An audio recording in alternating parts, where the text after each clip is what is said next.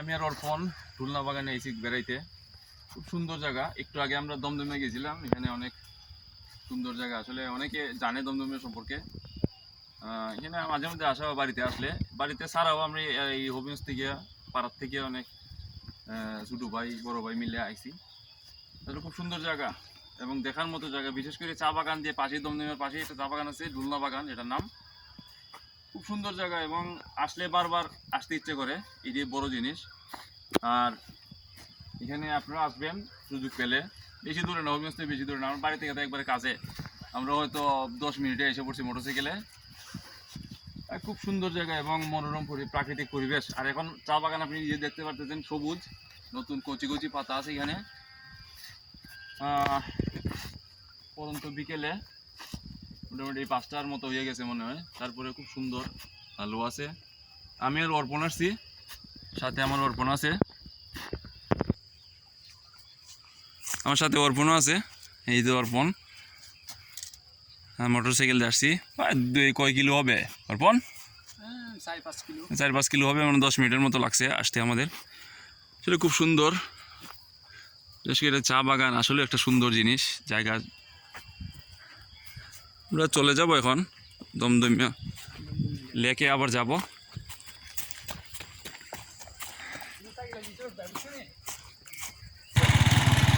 আমরা এখন রওনা দিতেছি, সাইকেল অলরেডি স্টার্ট হয়ে গেছে। এখন যাচ্ছি আসলে এটা দমদমের পাশে একটু ভিতরে। আগে বললাম খুলনা বাগান, চা বাগান জায়গা আছে, ওখানে ভিতরে যেতে পারি নাই, আর কি একটু পরে ব্যাক করতে হবে। সন্ধ্যা হয়ে যাবে একটু পরে।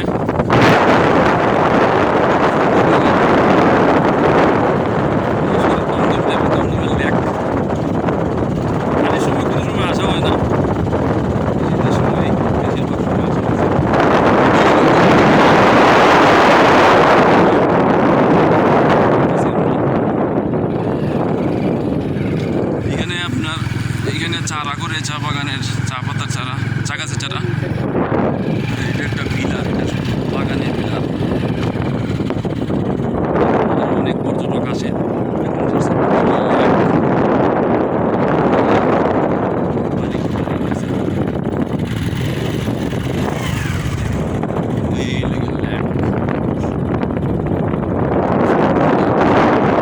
বর্ষার সময় মানে অনেক সুন্দর লাগবে আসলে বলে, বর্ষার সময় আসা হয় না।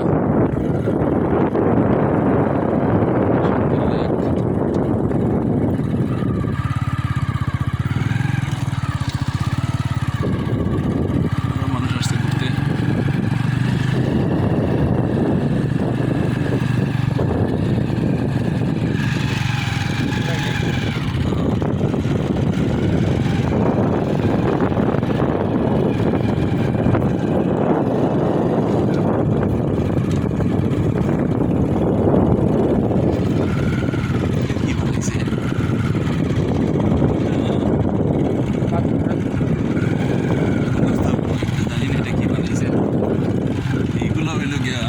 মাতৃ গাছ, এখান থেকে কলম